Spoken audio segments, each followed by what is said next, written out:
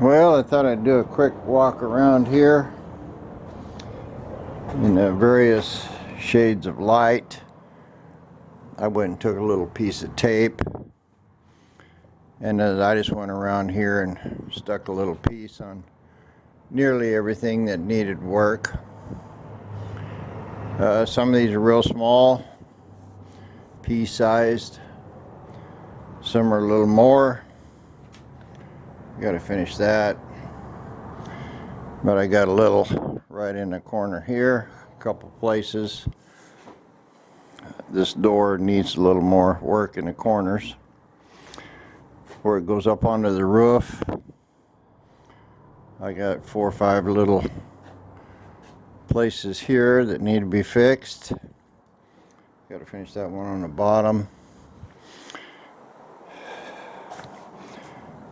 2 or 3, 4 more of the just corners, really. This side is a little better. Of course, I haven't got this in good light yet. But again, we're just looking at corners. Little places where this is not matching right, or got a chip or something in it. Pinhole.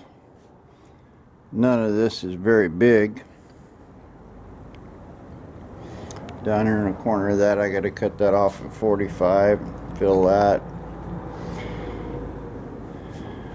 So I'd say there's probably 20 or 30 little places here on the car. Most are pea-sized. That has to be done. So I'm just gonna start on one panel and continue. The logical thing is to continue here with this front cowl and finish up this door and the cracks in it. Get it all finished. Move on to whatever I got to do here to this side and straighten this out. So it's kind of hot today, and I'm kind of tired of doing Bondo and sanding, but that's what I'm going to try to do, is fix all this little stuff here. We'll prime it again, then I'll go over it again in different light.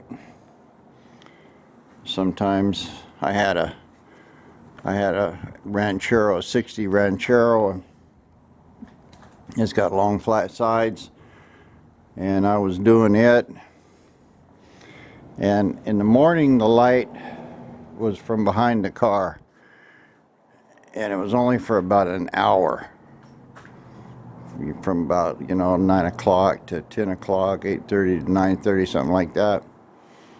And I'd look at that thing, and man, it had dents all over it.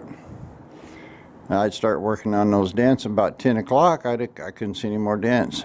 Next morning I'd look, and there was 10 more. And I worked on that thing for 2 weeks because I could only see the dents an hour a day. But this is kind of the same thing. I know there's a lot more in there that I don't see, but these I can see, so I'll just sand these, mostly just small bits of sanding, maybe a little fill, and we'll move on the rest of this. Well, I'm going from the heavy Bondo work to the easy. I filled this corner here, but you can see there's lumps in it, so I need to get that all straight. So that means I gotta cover this bottom right in here. I'll cover this all with Bondo so I can sand it smooth, and then I can get a perfect curve there. No way to do this really without just wasting a lot of Bondo. So I got it slopped on here pretty good, and I'm just trimming off the excess here with a razor knife.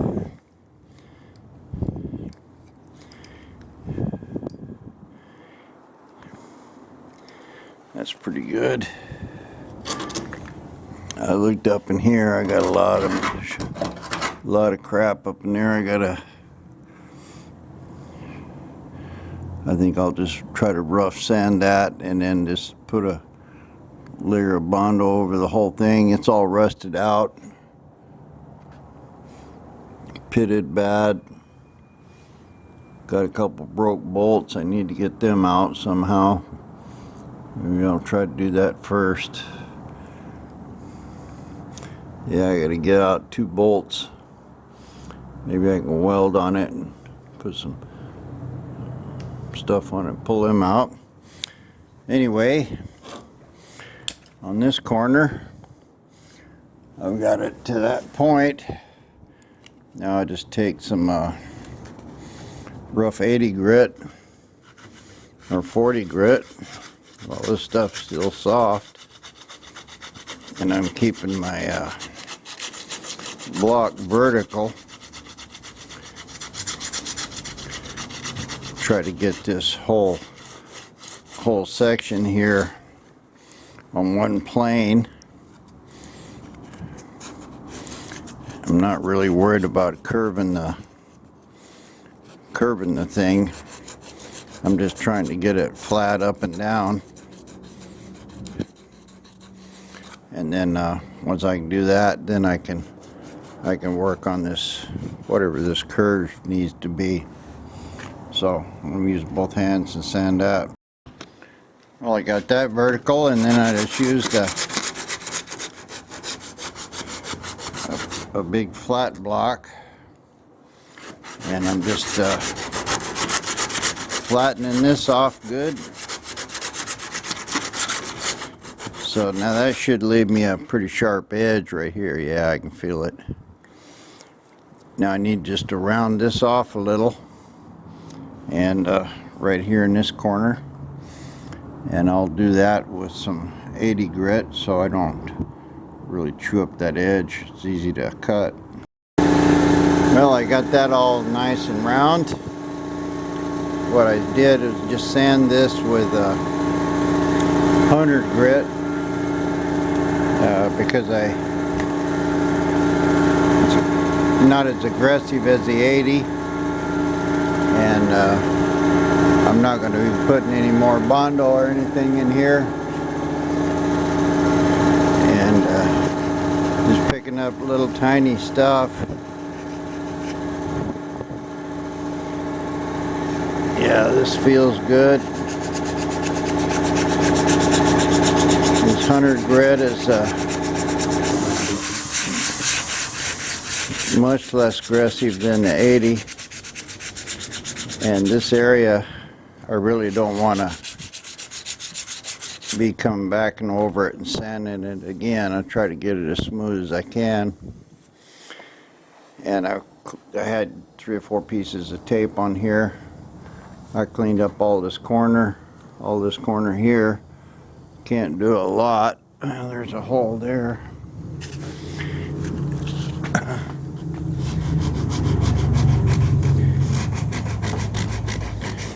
I don't know if that's going to come out or I'm going to have to fill it.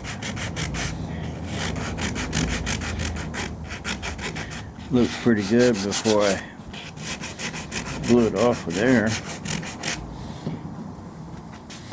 I think I'm going to have to put just a little fill there. Yeah, that's a pretty good hole.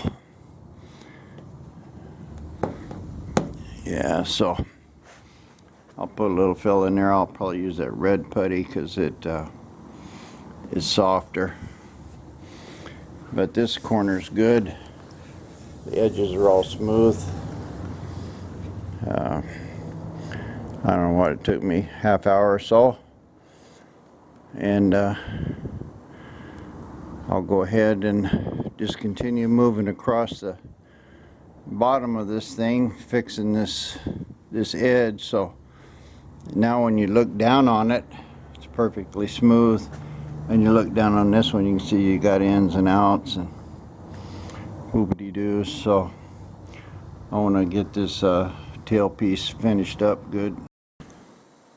The next thing is try to get this all straight, and I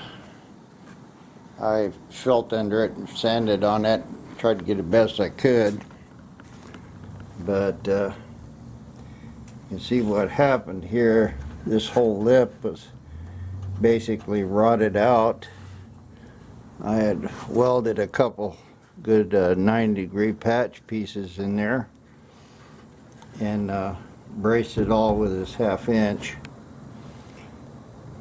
but it's pretty rough. It just tears up sandpaper trying to do anything. So what I'm going to do is take my cutoff tool, cut off everything that's sticking out here over the edge of this 1/2 inch, and I'll first put Bondo on the inside, cover this all up,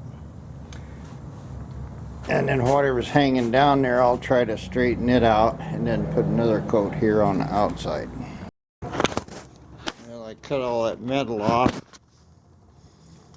and tried to Bondo it from this side, just trying to get it, that crack filled really between the 1/2 inch piece.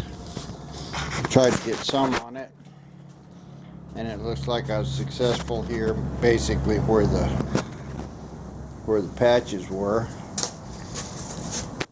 Of course, this is all just got to come off.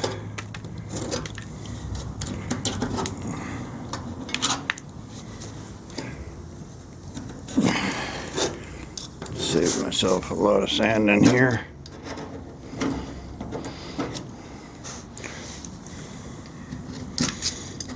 Okay, so that gave me, I can feel in here it's awfully rough. So I'm going to get up in here with a big piece of sandpaper while it's still not cured. Just kind of flatten it out, give myself some edge to put Bondo on this side from. Well, I couldn't really see what I was doing, but I forced some Bondo in from this side and tried to lean down and get it a little bit straight. The idea is to get a flat surface across here, and I got quite a bit on it. I can feel it, and I had some on the inside here overlapped. I cut it off, but I think I got that bottom pretty much filled all the way across there. And now take me a piece of sandpaper again while it's still kind of wet and try to flatten that whole thing out. Well, this coat went on with the goal of bringing this panel forward as much as I could. There wasn't a lot of effort paid to try to get this flat. It should have been flat with the first one, but what I'm going to do now, I'm just kind of trimming up the obvious big stuff here, is I'll take the board sander, put it up under there, and this should make the whole thing flat all the way across. So then when I sand down on this, I can see I can adjust the curve, but this is not all the way back in, you know, this is 1/2 inch where I can cut myself or picked up Bondo. By the way, if you put red body putty on And you put Bondo on over the top of it, the Bondo will dissolve the red body putty. So that's a no-no. But really the only stuff that I was trying to fill with that body putty is the crack right in the bottom of it. Anyway, this looks like it's good enough to board sand. Let me clean this up and we'll see what it looks like. Well, that was a lot of work for little result. I sanded this with a board sander. It looks like right in this middle area the curve is good, and it's got a real sharp edge on it. It just got flat to flat. You can see right in here it's rounded a little, and you can also, it doesn't look right, but I've got the same problem going on right there. I need to get a stick in there and sand that Bondo out, but I've got a one high sticking up right there in the middle, and a couple of little lows in it. I had some tape on it. I had marked it here that this needed work, this whole little area right here, and where that tape is, of course. So what I'm going to do is use the glazing putty. This stuff's pretty thin. I've got it all blown off. It's been sanded with 80 grit, and I'm going to put a coat of glazing putty across there and sand it off, and then I'll hand sand a radius on this edge, and I think I should be good to go. Well, here we go. I started on this corner this morning. It's all perfectly round. Got a little place right above the frame that's not right. This is all really nice even curve. I can barely tell anything's wrong with it. It's all straight, smooth, been sanded off. It's good here on the bottom. I went ahead and fixed the little 3 or 4 little places I had yellow tape on. So this looks real nice. I was kind of not confronting this because it had a lot of rust in the bottom and rusty metal sticking out, but it's just as well. I cut it all up and it's all bondoed good in there now, so